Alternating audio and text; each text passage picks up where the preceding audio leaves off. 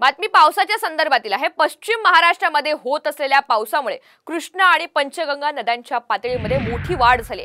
श्री क्षेत्र नृसिंहवाडी इथल्या दत्त मंदिरामध्ये कृष्णा नदीचं पाणी शिरलंय।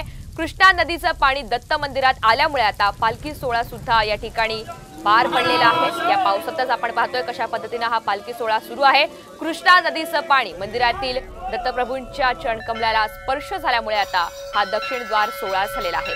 दत्तभक्तांना दक्षिण द्वार सोहळ्याची ही प्रतीक्षा कायम होती। पश्चिम महाराष्ट्रामध्ये होत असलेल्या पावसामुळे कृष्णा आणि पंचगंगा नद्यांच्या पातळीत मोठ्या प्रमाणात वाढ झाली आहे। अधिकची माहिती आपल्याला रणजित माझगावकर देतात। रणजित, आपण पाहतोय या ठिकाणी आता मंदिरामध्ये सुद्धा पाणी शिरलेलं होतं, सध्याची काय परिस्थिती आहे? गेले काही दिवस पश्चिम महाराष्ट्रामध्ये मोठ्या प्रमाणात पाऊस पडतोय, त्यामुळे कृष्णा आणि पंचगंगा नदीच्या पातळीमध्ये झपाट्याने वाढ होताना आपल्याला दिसते।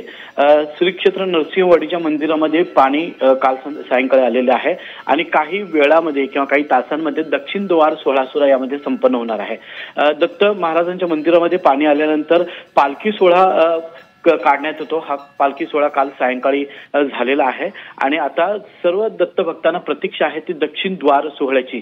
दक्षिण द्वार सोहळा म्हणजे दत्ताच्या पदस्पर्शांना जेव्हा पाणी स्पर्श करतं त्याला आपण दक्षिण द्वार सोहळा म्हणतो आणि तो पवित्र मानला जातो। त्यामुळे हा सोहळा नेमका कधी होणार याची प्रतीक्षा भक्तांमध्ये कायम आहे। धन्यवाद सविस्तर माहितीबद्दल।